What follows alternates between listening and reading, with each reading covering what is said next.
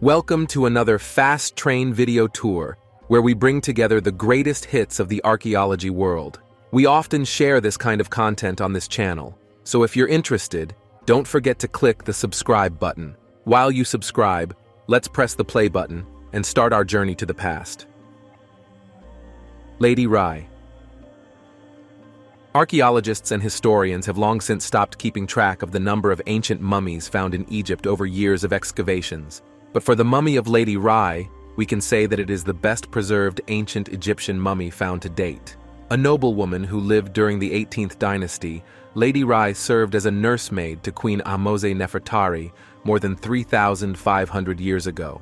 This incredibly well-preserved mummy was found in 1881 in a tomb in Thebes. Scientists believe that Lady Rye died around 1530 BC, between the ages of 30 and 40. The mummy wasn't unwrapped until 1909 and was described by anatomist and Egyptologist Grafton Elliott Smith as the most perfect example of mummification the world has ever seen. In 2009, it was finally revealed what caused Lady Rye's death at such a young age.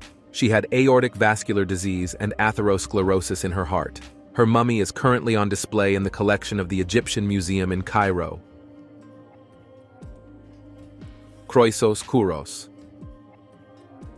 The simplest way to describe the Kroisos Kouros is to say that it's a marble Kouros statue from Attica, Greece, that once served as a tombstone for a warrior named Kroisos. A Kouros is a standing ancient Greek statue depicting the naked form of a young male. The discovery of a Kouros statue is not a particularly rare event, but historians have always been fascinated by this particular statue because it appears to be smiling, much like the Mona Lisa. Experts have been able to date both the tomb and the statue to between 540 and 515 BC, the late Archaic period. Today, the statue is on display at the National Archaeological Museum in Athens. It's unknown who made the statue, and there's no reliable record of when or where it was discovered.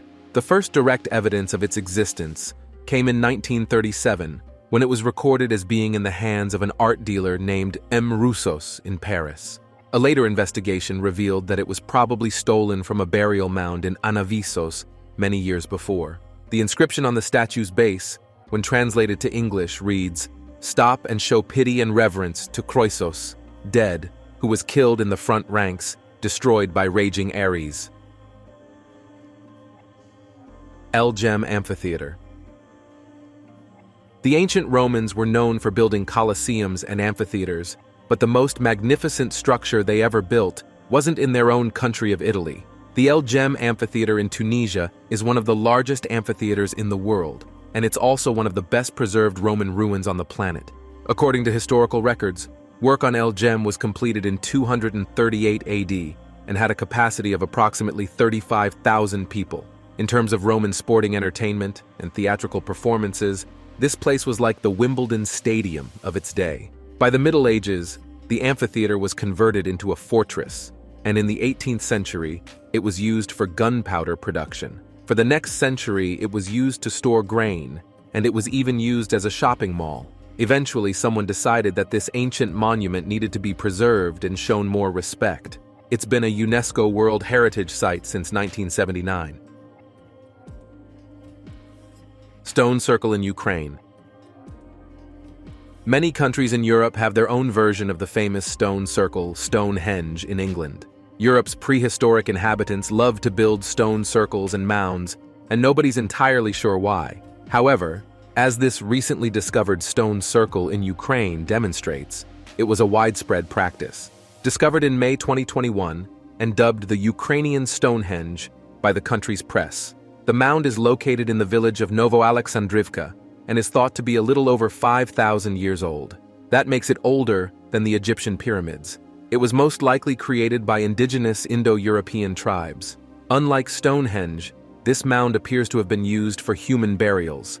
There are 11 burial sites around the mound, but the space inside was probably reserved for shamans and leaders.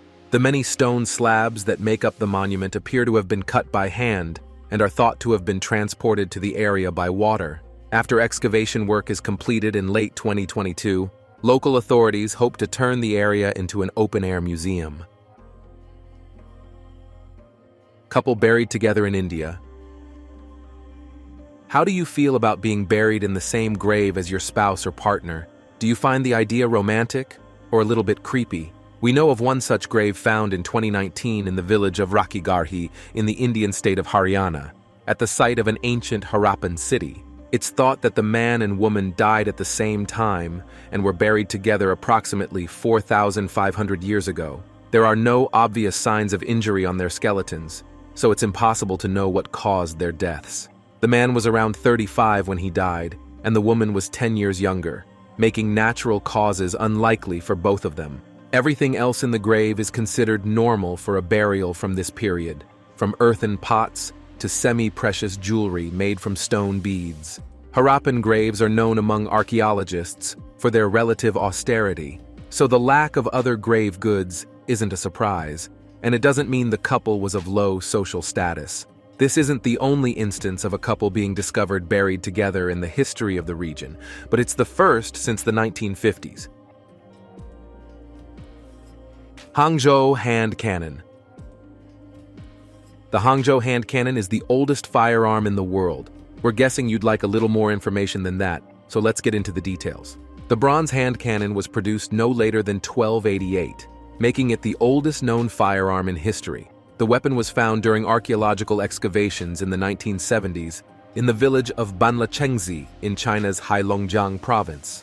Other bronze artifacts found alongside it mark it as a product of the Jin dynasty period of the 12th and 13th centuries. We know that battles were fought in this region in 1287 and 1288, so this hand cannon was probably used in those battles. The History of Yuan, a 14th century Yuan text, says that the Jin commander Li Ting led a group of soldiers armed with hand cannons to an army camp in 1288 to suppress an anti-dynasty rebellion. If that's true, this is the only one of those weapons to have survived to the present day. The others were probably melted down, unless they're still buried in the ground waiting to be discovered.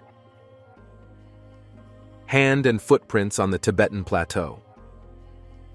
In September 2021, archaeologists found a set of ancient hand and footprints on the Tibetan plateau. After carefully examining the prints, they began to suspect that they might not have been left accidentally. They think there's a chance that this could be the oldest artwork in the world. That would be an amazing conclusion if it can be proven, because the prints date back to the Middle Pleistocene era. That's around 225,000 years ago. There are a total of 5 handprints and 5 footprints arranged symmetrically on a rock near the village of Kaesang in Tibet. The rock is a soft type of limestone known as travertine, so it was probably chosen specifically because of its properties. Footprints are common in the early human record, but handprints are far rarer and far less likely to have been made by accident. Judging by the size of the prints, they were probably made by children. Should this be seen as children playing on the rocks, or youngsters expressing their creative side and making art? We guess that's a matter of interpretation. Star Car. Star Car is one of the most important archaeological sites in Europe, filled with relics dating back to the Mesolithic period, 10,300 years ago. It's located in the North Yorkshire area of England, close to Scarborough. The first humans to settle here arrived shortly after the end of the Ice Age. Britain was still connected to mainland Europe by land, as sea levels hadn't yet risen enough to cut the island off. It would be impossible to list all the valuable things found at Star Car without making this video over an hour long, but some of the most significant finds in recent years include ancient headdresses made from the skulls of red deer, and more than 200 barbed points made from, you guessed it, the antlers of red deer. Apparently, if you were a red deer, this would have been a bad place to live. The reason so many artifacts have been so well preserved here is that they were found in a waterlogged peat bog. Excavations at the site have been ongoing since 1948 and will continue in the future, perhaps even beyond the end of this century. Crusader grave in Lebanon. The Holy Wars, known as the Crusades, weren't exactly a good time for anybody. They were brutal, drawn-out conflicts, as evidenced by the mass grave of slaughtered crusaders discovered in Lebanon in September 2021. The grave was found inside the moat of the ruined Crusader castle of Sidon. There are more than 25 men and adolescent boys here. Their bones are both shattered and burned. Radiocarbon dating suggests they were European and were probably sent here in the 11th or 12th centuries in a failed attempt by priests and rulers to capture the Holy Land. Hundreds of thousands of people died in these wars, but mass graves from that era aren't discovered all that often. The various injuries recorded on the remains in this grave include blunt force trauma, stab wounds, cuts, and blows to the back of the neck. The burns suggest a deliberate but unsuccessful attempt to burn the bodies, after which the remains were swept into this mass grave and left. A single belt buckle found among the remains suggests the soldiers may have been Frankish, but one being Frankish doesn't mean they all were.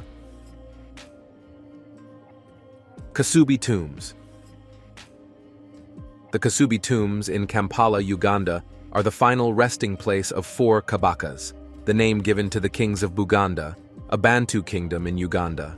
The land around the tombs has been used for royal burials for centuries, but the oldest of the tombs currently there was built in 1884 for Mutisa I. The second was built in 1903 for Mwanga II, followed by Daudi Chwa II in 1939, and most recently, Sir Edward Mutisa II in 1969.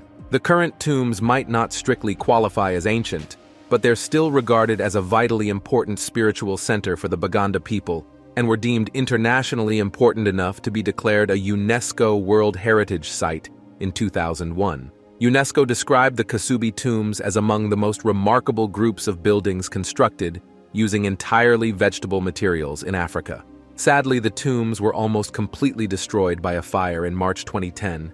As of 10 years later, the cause of the fire is still unknown, and talks about restoring the tombs are ongoing. Star-shaped towers in the Himalayas. More than 30 years ago, a French explorer named Michael Peyssel went into the forests of the Himalayas and found a series of mysterious buildings that didn't appear on his map, or any map he knew of. That was the start of a mystery that continues to this day. The star-shaped towers found by Michel are built in seemingly random locations around the region, some in remote locations that are difficult to reach on foot, and others right in the center of rural villages. The towers are a mystery even to the people who live in those villages, who can only say that they've been there for as long as anyone can remember.